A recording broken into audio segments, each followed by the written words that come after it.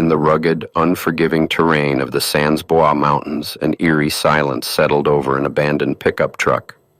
It was October 2009, and the Jamison family had vanished into the Oklahoma wilderness without a single trace. Bobby, his wife Sherilynn, and their 6-year-old daughter Madyson were gone, leaving behind their locked vehicle, their malnourished dog, and a baffling array of personal belongings. How does an entire family simply evaporate into thin air, leaving behind $32,000 in cold, hard cash? The initial discovery of the family's white pickup truck painted a deeply unsettling picture for local law enforcement. Hunters stumbled upon the vehicle parked on a remote dirt road, far from any main thoroughfare. Inside, investigators found the family's wallets, official identification, cell phones, and a portable GPS device. Most perplexingly, a bank bag containing $32,000 lay, completely untouched beneath the driver's seat, resting quietly in the shadows of the cab. The presence of such a significant sum of money immediately ruled out a standard robbery motive.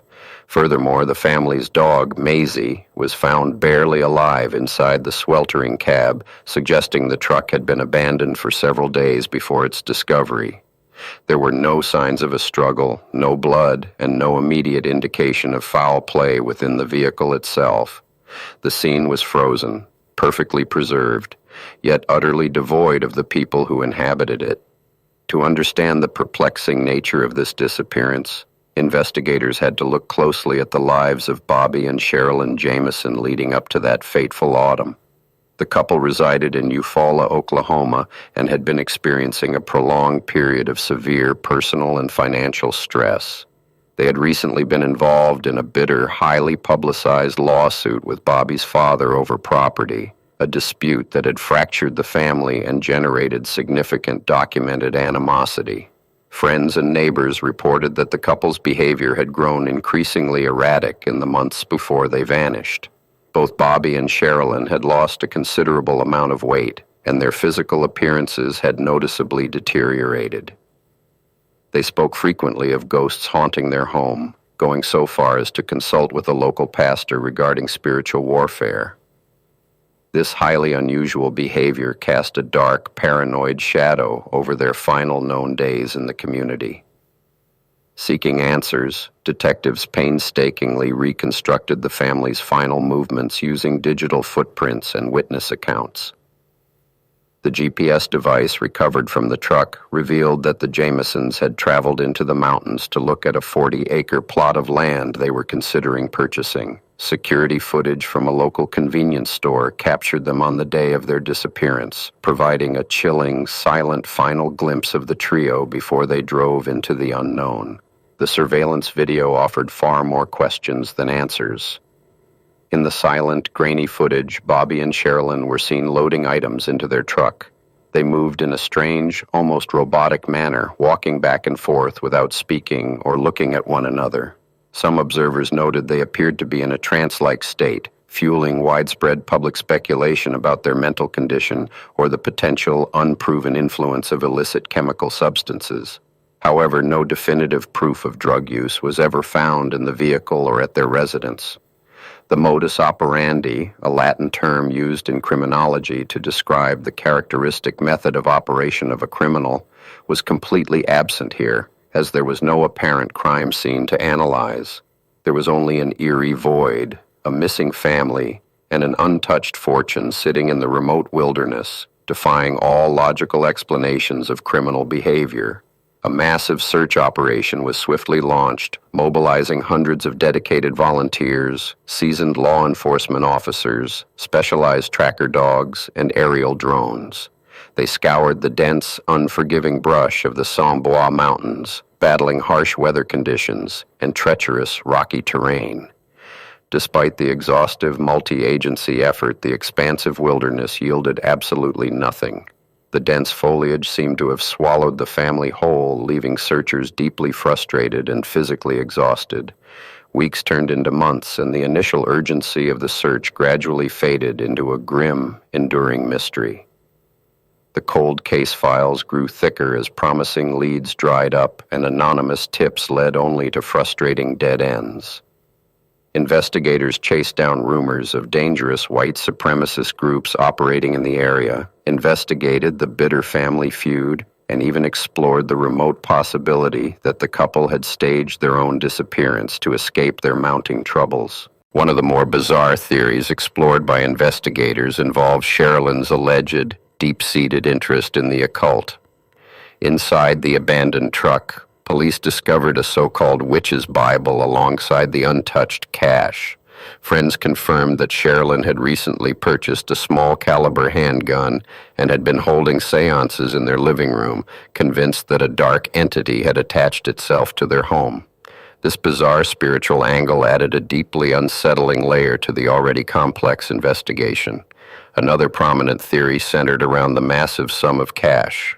Some investigators suspected the Jamisons might have stumbled upon illegal drug operations, which are known to exist in the isolated remote corners of rural Oklahoma. The untouched money, however, directly contradicted the typical outcome of a drug-related hit, where valuables and cash are almost always seized by the perpetrators. The money remained a baffling paradox, a silent witness to an unknown event. For 4 agonizing years, the ultimate fate of Bobby, Sherilynn, and Madyson remained entirely unknown. Then, in November 2013, a significant turning point shattered the heavy silence of the mountains. 2 hunters searching for deer less than 3 miles from where the Jamison truck had been found made a gruesome, heartbreaking discovery. Scattered across the forest floor, partially concealed by years of fallen leaves and overgrowth, lay the skeletal remains of 3 human beings. Forensic teams swiftly descended upon the remote site, carefully cordoning off the area to meticulously gather the fragile, degraded evidence. The remains were heavily decomposed, having been exposed to the harsh seasonal elements and local wildlife for 4 long years. Alongside the scattered bones, investigators found faded fragments of clothing and a pair of small, child-sized shoes, confirming the absolute worst fears of the community. The wilderness had finally relinquished its grim, long-held secret. Medical examiners faced a monumental, incredibly difficult task in identifying the remains and determining the exact cause of death.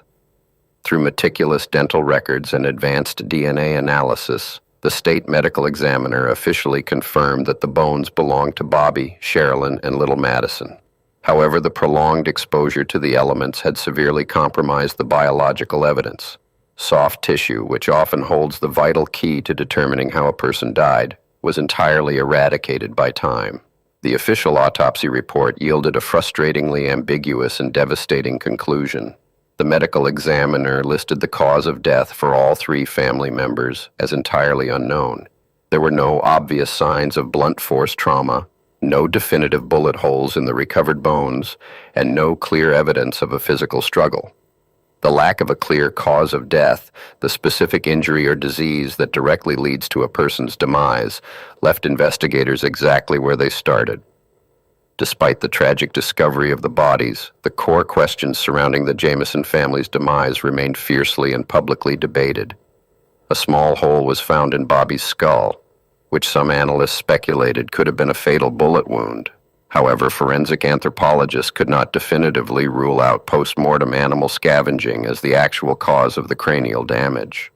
The physical evidence was simply too degraded by nature to support a definitive conclusion regarding foul play. The grim possibility of a tragic murder-suicide was also heavily scrutinized by local law enforcement, given the couple's documented mental health struggles, severe weight loss, and extreme paranoia. Some theorized that Bobby or Sherilynn might have driven the family into the wilderness in a state of terminal delusion.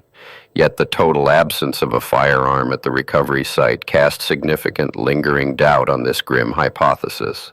If one of them pulled the trigger, where was the gun?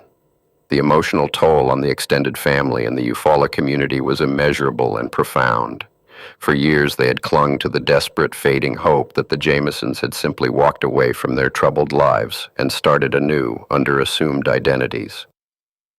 The confirmation of their deaths brought a dark, heavy closure, but the absolute lack of answers left an agonizing, open wound.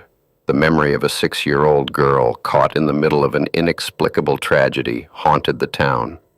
To this day, the case file remains officially open, serving as a chilling reminder of the strict limits of modern forensic science when confronted with the vast, destructive power of nature. The case of the Jamison family is frequently cited in law enforcement seminars as a textbook example of how quickly a crime scene can degrade over time, and how bizarre circumstantial evidence can deeply cloud the pursuit of objective, verifiable truth. Examining such a highly unusual case requires a careful, disciplined separation of established fact from rampant, sensationalized speculation. In the absence of definitive forensic evidence, human nature instinctively rushes to fill the agonizing void with cinematic narratives of witchcraft, international cartels, and supernatural intervention. Yet the meticulous detective must anchor their perspective in the tangible, focusing solely on the abandoned truck, the untouched cash, and the tragic coordinates of the recovered remains. The Sans Bois Mountains themselves act as a silent, unyielding witness to whatever transpired on that crisp autumn day. The terrain is rugged, isolated, and utterly unforgiving to those unprepared for its harsh, natural realities. Whether the family fled into the woods in a paranoid panic, were forced at gunpoint by an unknown, unseen assailant, or succumbed to the elements after becoming hopelessly lost, the ancient forest consumed the evidence of their final, terrifying moments. Lead investigators have openly expressed their enduring, profound frustration with the lack of resolution in the case. The $32,000 remains the most glaring, inexplicable anomaly in the entire file. Criminals rarely, if ever, leave behind a small, easily transportable fortune. If robbery was not the motive, and a murder-suicide lacks the crucial physical evidence of a weapon, the investigator is forced to consider scenarios that defy conventional logic and established criminal behavior patterns. The digital footprint left behind by the Jamisons offers absolutely no further clarity to the seasoned detectives working the case. Their cell phones, left locked inside the sweltering cab of the truck, contained no frantic final messages, no desperate distress calls, and no subtle clues pointing toward an impending, violent threat. It was as if they simply stepped out of their vehicle, walked into the dense tree line, and vanished from the face of the earth. The disappearance and deaths of Bobby Sherilynn and Madyson Jamison stand as one of the most perplexing, heartbreaking mysteries in modern American history. The evidence is a fractured puzzle with crucial missing pieces, a dark narrative that abruptly stops in the middle of a remote dirt road, until new, undeniable evidence emerges from the deep shadows of the Oklahoma wilderness. The true fate of the Jamison family remains locked away, a chilling enigma waiting for the light of truth.